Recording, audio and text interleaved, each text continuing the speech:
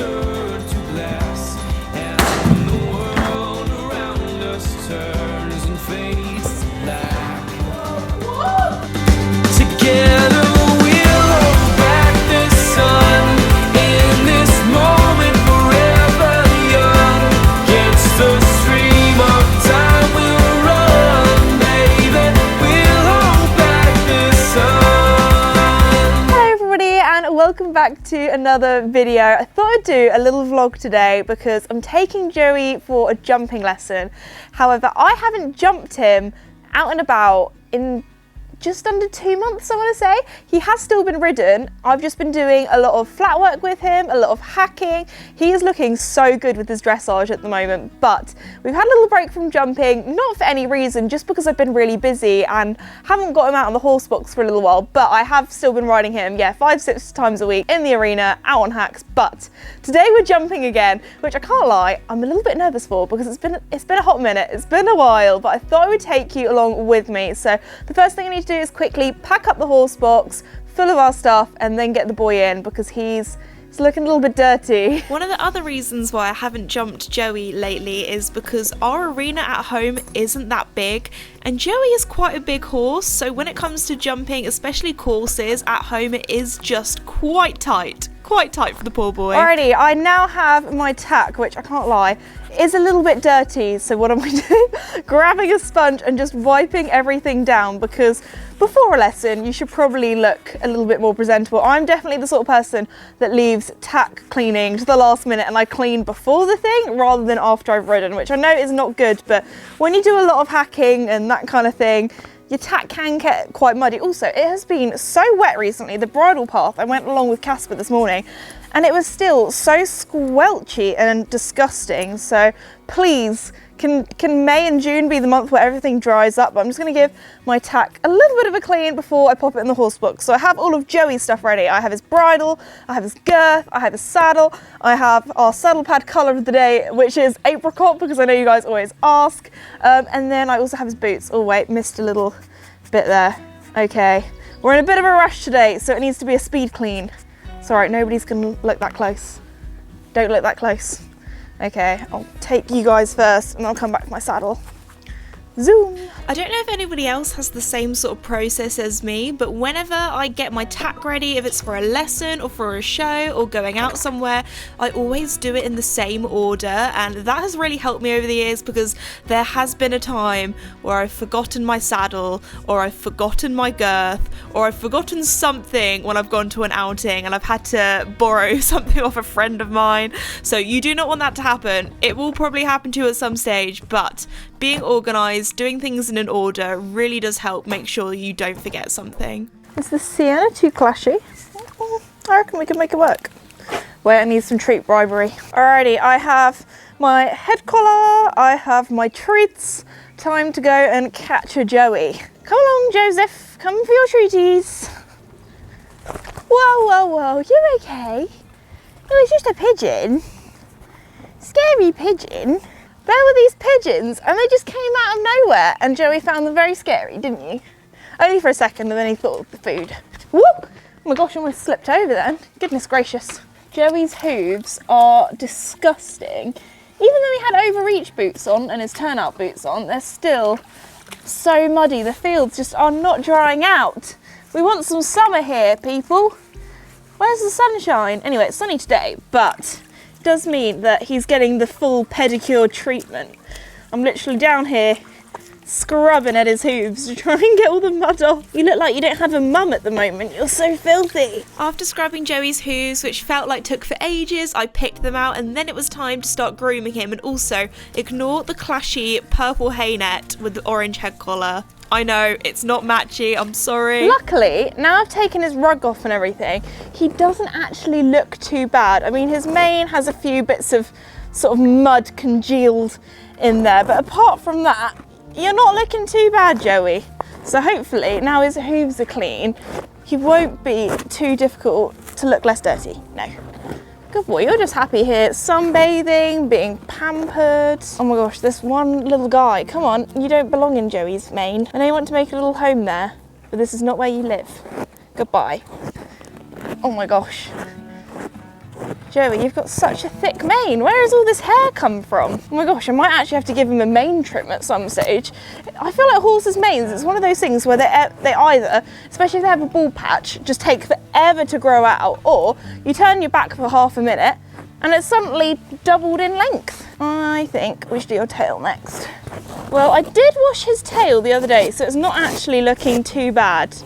It's not looking too yellow, that's for sure. Well, it's looked yellower in the past. That's all I'm gonna say. There we go. After that, I then finished grooming Joey, and oh my goodness, on horses, it's always their hocks that they like to get muddy. There were also a few stable stains on him that I quickly wiped off. There was also one that I missed, so I did clean that off halfway through doing Joey's travel boots. But anyway, then it was time to get him up into the horse box, load him up, and then make sure everything was nice and locked and secured, so Joey was nice and safe for our travels. And then it was time to head off to our lesson, and the traffic was actually really good, so we managed to get there a little bit earlier than expected, so we weren't in as much of a rush as I thought. We're here!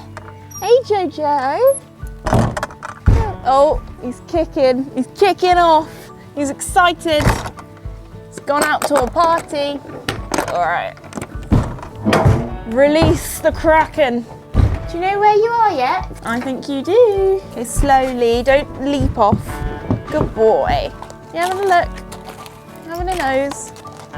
Okay, there we go. Let's pop you here. The first thing I do after I've got Joey out of the horse box, before I've even taken off his travel boots, is give him his haylage net, because he is a horse where if he either has food or either has attention, he is happy. Because we're doing a little bit of jumping today, I then put on Joey's tendon boots just to make sure that his legs are nice and protected, and of course he was just munching away at his haylage net. Gonna give him a little brush as we're here a little bit early. Yes, we're here a bit early, so you have another groom. I mean, he's very happy because he's got haylage to munch on, so I don't think you're complaining, are you? Oh, what have you spotted? What have you spotted? Joey is such a nosy horse. Whenever he spots something or looks something, you bet he is going to absolutely stare at it. Anyway, while I was giving Joey a groom, you could see I probably didn't do the best job before because there was still a lot of dust coming up. I'm just giving Joey a hug. I love him so much. I'm a bit tired. I'm just vibing with my baby, my big baby.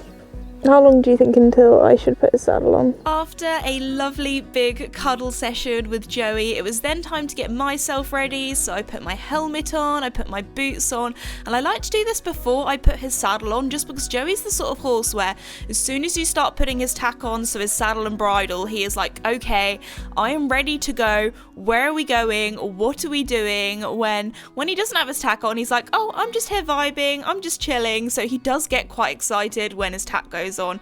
Also, he's recently gone through this bad habit of wanting to walk away as soon as I put the bridle on, but today he was so good, he just stood perfectly still, especially while I was faffing around trying to make his bridle all comfy, especially when it comes to like their forelock and things. I feel like when it's all scrunched up underneath, you just want to make it nice and comfy for them, don't you? Then it was time for our lesson, and we started off by having a little bit of a catch up, talking about what I've been doing with Joey recently, how he's been going, and things that I'd like to work on. In our lesson today, we actually focused on pole work, so we started off doing some raised poles, and oh my goodness, it was like a demolition derby to start with. Joey was just knocking everything down. But when things don't work out, you try again, and he did it a lot better the next time. Good, that was much better. That's it, so you come out of every corner with him feeling like he's carrying you, not like you're carrying him.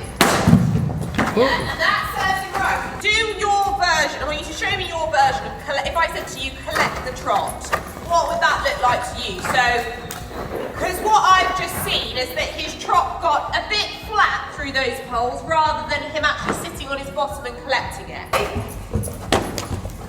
Yeah, fantastic. Excellent. Let's go like that. And then Joey started to really get it.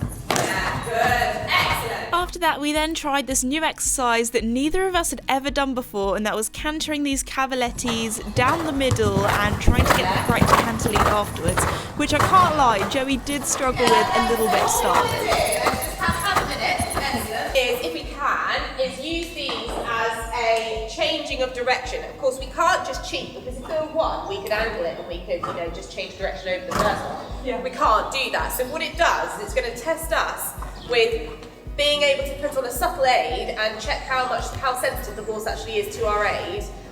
Because you'll have some horses where you can turn right and you want to go left, and I can literally just look left and just put my left leg forward, my right leg back a little bit, and then they'll change lead by the sort of the second or the third, and then I'm on the left lead. Then I can canter straight and then I can track left.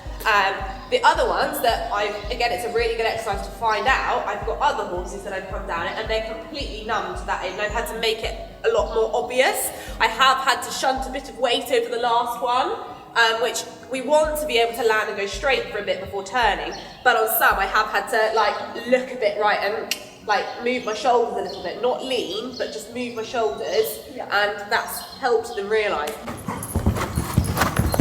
You might find that he's easier to get to land correctly on one lead rather than the other. You might find it's the same both ways. Little play. Look better. Look right. Make him work. And then I might have accidentally almost mowed down Felicity. Around me, not inside me. Oh, sorry. What? That's my life flashed before my eyes. How do you think I feel most of the time? She aims for you. She just aims for you. Got the correct echo. Yeah, that's good. Even if it meant me nearly losing my life in the process, that's cool.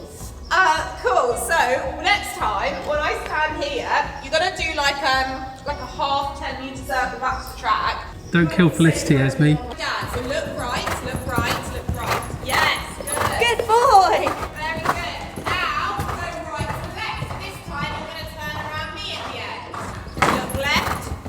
Good. Good. And then just go large. Very good. And then have a walk. And I want to do something else with him. So they're on a long three or a forward three, which basically means that you can practice two different canters.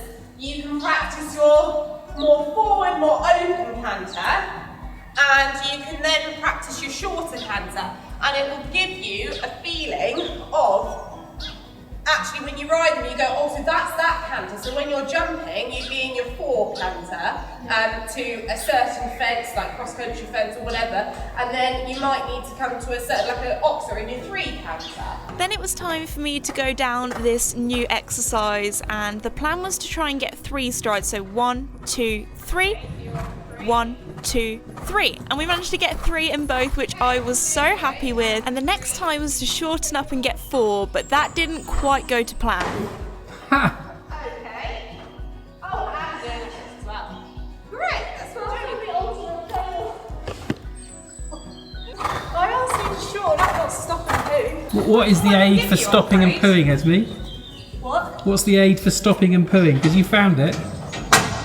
Well, apparently. I don't know what it is, but he's done it. Here comes the emergency poo collection. I accidentally pressed the eject button. After whatever that was, it was then time to try again. This time we did get it, we got 4 in both, but Joey was really leaning on me because this is quite a tricky exercise for him. The next time we were a lot more balanced, we were a lot more straight, and it just looked a lot more neat and tidy. Much better. 1, 2, 3. 1, 2, 3. The 3 is actually short, but it's so funny because we know that you can go 4 through there.